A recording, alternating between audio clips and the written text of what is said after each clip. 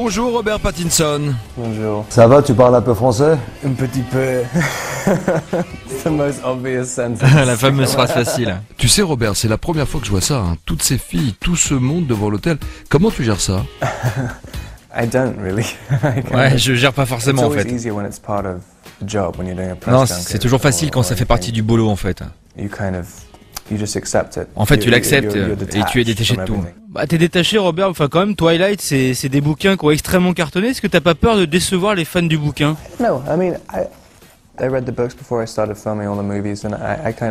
Pas vraiment en fait. Déjà moi, j'ai bien lu les livres et je les ai tous aimés. Et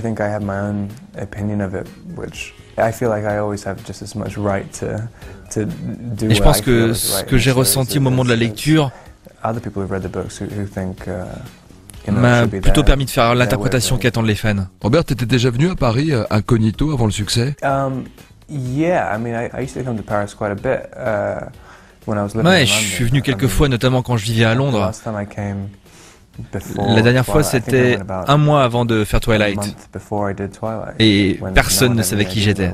Et à cette époque-là, est-ce que tu sentais que le succès allait arriver? Est-ce que tu l'as croisé? Est-ce qu'il t'a regardé de travers du genre, mon pote, tu vas te le prendre dans la gueule? Non, en fait, juste avant de faire Twilight, j'arrivais pas à obtenir un rôle. À l'époque, j'étais frustré par toute l'industrie du cinéma, parce qu'on te filait pas le rôle, ou parce que t'étais pas assez connu, parce que t'étais pas une valeur sûre en fait.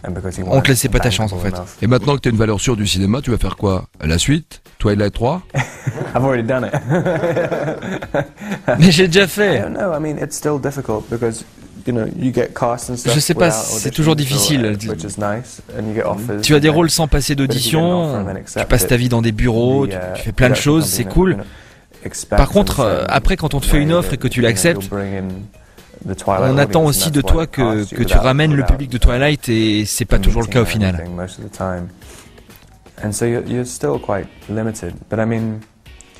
Et tu sais, pour ma part aujourd'hui, Twilight m'a appris à me contrôler professionnellement. Et au final, jouer un vampire, ça a de la valeur. Ouais, maintenant t'as plus confiance en toi. Bah ouais, quand t'as du succès, les gens te font plus confiance et t'écoutent plus, donc ça aide à avoir confiance en soi, ouais. Robert Pattinson, comment est-ce qu'on peut aimer une femme sans jamais lui faire l'amour? Bah arrête, c'est pas possible là. That's a very French question. Ça c'est une question typiquement française. Un peu comme t'aimes ton chien ou ton animal domestique en fait. Plus sérieusement, on parle quand même d'un premier amour. Et ce qui compte, c'est plus de faire attention à l'autre qu'autre chose. Robert, pour Bella, dans le film, t'es en compétition avec un loup-garou. Et là, il faut t'accrocher parce que physiquement, faut être au top. Hein. Là, ça rigole pas. À un moment, le gars, il enlève son t-shirt. Et là, il y a du matos. Hein. When we first saw each other again, and he'd been working out for about a year. And especially when so much of the Twilight audience is so obsessed, like they. C'est vrai que quand tu reviens sur le tournage du 2, après un an d'absence, en fait tu te dois pour toi et pour le public d'avoir le même aspect physique que tu avais dans le 1, c'est normal.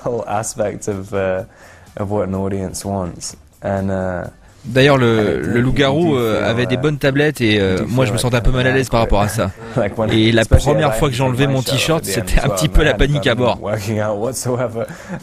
Du coup, je suis tout de suite reparti faire un peu de gym. Robert, parle-moi un petit peu du maquillage. Combien de temps tu passais pour avoir une tête de vampire crédible?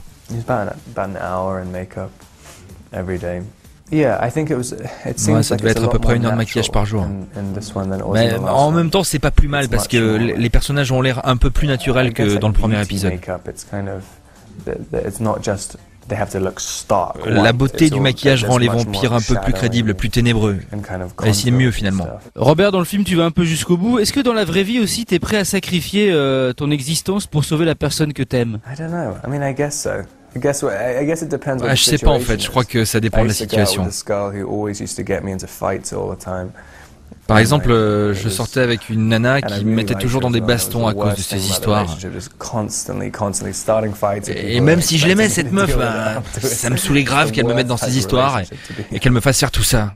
Bon, en dehors de cette meuf-là, est-ce que tu es prêt à ne pas coucher avec une fille pour la protéger? Je pense que j'appartiens à une autre catégorie, car d'un côté, je suis pas prêt à ne pas coucher avec elle, mais d'un autre côté, je ne veux pas lui faire du mal. Bon, dernière petite question, donne-moi ton secret. Robert, comment un vampire peut vivre à la lumière du jour? You gotta just make sure it's cloudy. Parce que c'est nuageux aujourd'hui. Robert Pattinson à l'affiche de Twilight, chapitre 2, le 18 novembre prochain dans vos salles. Et Robert qui sera présent au prochain festival de Cannes où il nous parlera sûrement du 3e film de la saga qui sortira en juin 2010. Il est déjà en boîte, ils sont au montage là, c'est déjà tourné. Bon réveil à tous dans le 6-9.